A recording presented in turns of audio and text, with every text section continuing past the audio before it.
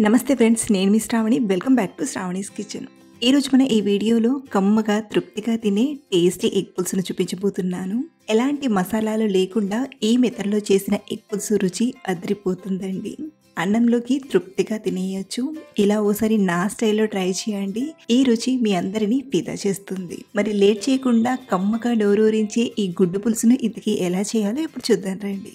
గుడ్డు పులుసు చేయడానికి ముందుగా కావాల్సినవి ఉల్లిపాయలు, గుడ్లు, టమాటాలు. ఇక్కడ నేను మీడియం సైజ్వి ఒక 3 ఉల్లిపాయలు తీసుకున్నాను. మీకు కర్రీ ఎక్కువగా ఉండాలంటే ఉల్లిపాయల్ని పెంచుకునైనా తీసుకోవచ్చు.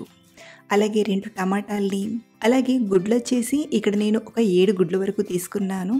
నేను ఈ కర్రీని ఒక 4-5కి సరిపడేలా చేస్తున్నానండి. దాన్ని బట్టి మీరు గుడ్ల క్వాంటిటీని తీసుకోవచ్చు.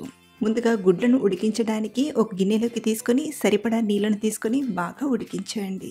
ఇలా ఒక పక్కన గుడ్లను ఉడికిస్తూనే మరో పక్కన మనం చింతపండును నానబెట్టి తీసుకుందాం. నిమ్మకాయ సైజ్ అంత చింతపండును తీసుకొని ఒకసారి బాగా కడిగి చింతపండు మునిగేటంత వరకు నీళ్ళను తీసుకొని నానబెట్టండి. ఈలోగా మనం ఉల్లిపాయల్ని, టమాటాల్ని కట్ చేసి తీసుకుందాం. వీలైనంత సన్నగా ఇలా ఉల్లిపాయల్ని కోసి తీసుకోండి. అలాగే ఈ కర్రీని మరీ పులుసులా కాకుండా కమ్మని కర్రీలా, గ్రేవీలా ఉండడానికి టమాటాల్ని నేను గ్రైండ్ చేసి తీసుకుంటున్నానండి. మీరు కావాలంటే టమాటాల్ని కూడా ఇలా ఉల్లిపాయలానే సన్నగా తరిగి తీసుకోవచ్చు. ఉల్లిపాయలు ఇలా బాగా తరిగాక మిక్సీ గిన్నెలోకి టమాటాల్ని కట్ చేసి తీసుకోండి. అలాగే ఇందులోనే ఒక 10-12 వెల్లుల్లిపాయల్ని, 1 ఇంచ్ అల్లం ముక్కల్ని తీసుకుని మెత్తగా గ్రైండ్ చేయండి. ఇలా టమాటాల్ని గ్రైండ్ చేసి రెడీగా పక్కన నుంచి ఉడికించిన గుడ్లను తీసుకోండి. గుడ్ల పైన పొట్టును చాలా ఈజీగా తీసేయొచ్చండి. గుడ్లు కొంచెం చల్లారాక ఒక్కొక్క గుడ్డును తీసుకుంటూ ఇలా లైట్గా ట్యాప్ చేయండి.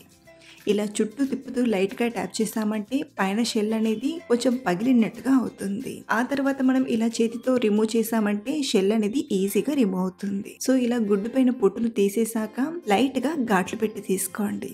ఇప్పుడు మరో పక్కన స్టవ్ ఆన్ చేసి ప్యాన్ లోకి ఒక 3 టేబుల్ స్పూన్ల నూనెను తీసుకొని ఆయిల్ కొంచెం వేడయ్యాక ఇందులోనే ఒక 1/2 టీ స్పూన్ ఉప్పును, చిటికెడంత పసుపును, అలాగే 1/2 టీ స్పూన్ కారం తీసుకొని ఒకసారి బాగా కలిపి ఇందాక మనం ఘాట్లు పెట్టిన గుడ్లను తీసుకోండి. ఇప్పుడు మంటను మీడియం ఫ్లేమ్లో పెట్టి ఇలా మధ్య మధ్యలో కలుపుతూ గుడ్లను బాగా ఫ్రై చేయండి. గుడ్లు బాగా ఫ్రై అయ్యి ఇలా పైన కొంచెం గోల్డెన్ రంగులోకి వచ్చాక ఒక ప్లేట్లోకి తీసుకొని పక్కనుంచండి.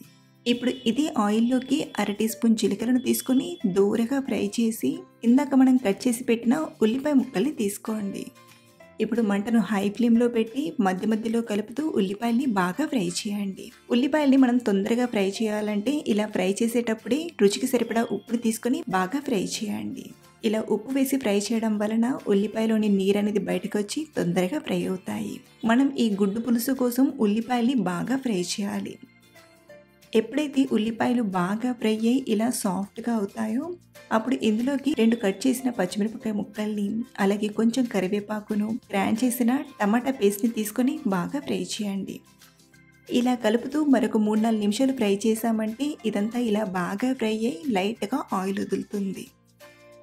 ఇప్పుడు ఇందులోకి 1/2 టీ స్పూన్ పసుపుని, ఒక 3 టీ స్పూన్ల కారం తీసుకోండి. మీరు వాడే కారం మరీ ఎక్కువ స్పైసీగా ఉంటే 2-2.5 వరకైనా తీసుకోవచ్చు. ఇప్పుడు మంటను లో ఫ్లేమ్లో పెట్టి బాగా కలపండి. ఇలా అంతా కలిసేలా చక్కగా కలిపాక ఇప్పుడు చింతపండు నుండి తీసిన చింతరసాన్ని తీసుకోండి. అలాగే ఈ టైంలోనే పులుపుని, అలాగే గ్రేవీ కన్సిస్టెన్సీని బట్టి 1/2 కప్పు నుండి 1 కప్పు వరకు నీళ్ళను తీసుకోండి. ఇక్కడ నేనైతే చింతపులుసును బట్టి ఒక 2 కప్పుల వరకు నీళ్ళను తీసుకున్నాను. సో ఇలా తీసుకొని బాగా కలిపాక ఇది ఉడకడం స్టార్ట్ అయ్యేంత వరకు ఉడికించండి. ఎప్పుడైతే కూర ఇలా ఉడకడం స్టార్ట్ అవుతుందో అప్పుడు ఇందులోకి మనం ఫ్రై చేసి పెట్టిన గుడ్లను తీసుకుందాం. ఇలా గుడ్లను తీసుకొని ఒకసారి బాగా కలిపి కూరను బాగా ఉడికించండి. ఇలా చింతపులుసులో ఉడకడం వలన గుడ్ల రుచి కూడా చాలా చాలా బాగుంటుంది. మనం చేసే ఈ గుడ్డు పులుసును మరింత రుచిగా చేయడానికి ఒక పక్కన ఈ కూరను ఉడికిస్తూనే మరో పక్కన ఇంకొక ప్యాన్లోకి ఒక 1/2 టీ స్పూన్ మెంతులను తీసుకొని కలుపుతూ బాగా ఫ్రై చేయండి. మెంతులు ఇలా కొంచెం ఎరుపు రంగులోకి వచ్చిన తర్వాతే ఇందులోకి ఒక 1/2 టీ స్పూన్ జీలకర్రను తీసుకొని ఒక 1/2 నిమిషం పాటు బాగా ఫ్రై చేయండి. జీలకర్ర తొందరగానే ఫ్రై అయిపోతుందండి.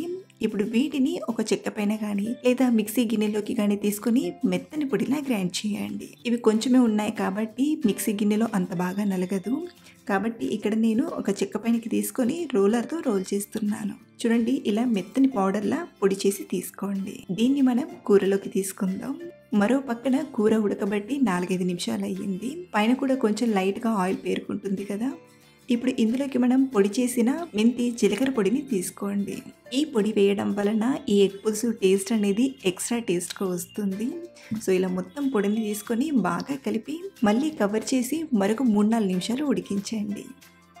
5 నిమిషాల తర్వాత మూత తీసి చూస్తే చూడండి, పైన ఆయిల్ పేరుకొని కర్రీ అనేది ఆల్మోస్ట్ రెడీ అయిపోయింది. అలాగే కన్సిస్టెన్సీ కూడా చూడండి, సాఫ్ట్గా మనం అనుకున్నట్టుగానే బాగా వచ్చింది. చివరిగా కొంచెం కొత్తిమీర ఆకును తీసుకొని ఒకసారి బాగా కలిపి స్టవ్ ఆఫ్ చేసేయడమే. ఇలా చేసిన ఈ ఎగ్ పులుసు అన్నంలోకి చపాతీలోకి చాలా చాలా బాగుంటుంది. ఇలా మనం ఎలాంటి మసాలాలు వేయకుండా చేసినా చాలా టేస్టీగా కుదురుతుంది. ఇందులో మెంతి జీలకర్ర పొడి వేయడం వలన చేపల పులుసు టేస్ట్ వస్తుంది. ఇలా మీరు కూడా ఒకసారి నా స్టైల్లో ట్రై చేసి చూడండి, తృప్తిగా తింటారు, చాలా బాగా నచ్చుతుంది. అలాగే ట్రై చేశాక మీకు ఎలా కుదిరిందో మీ ఫీడ్బ్యాక్ని కింద కామెంట్లో షేర్ చేయడం మర్చిపోవద్దు. Thanks for watching.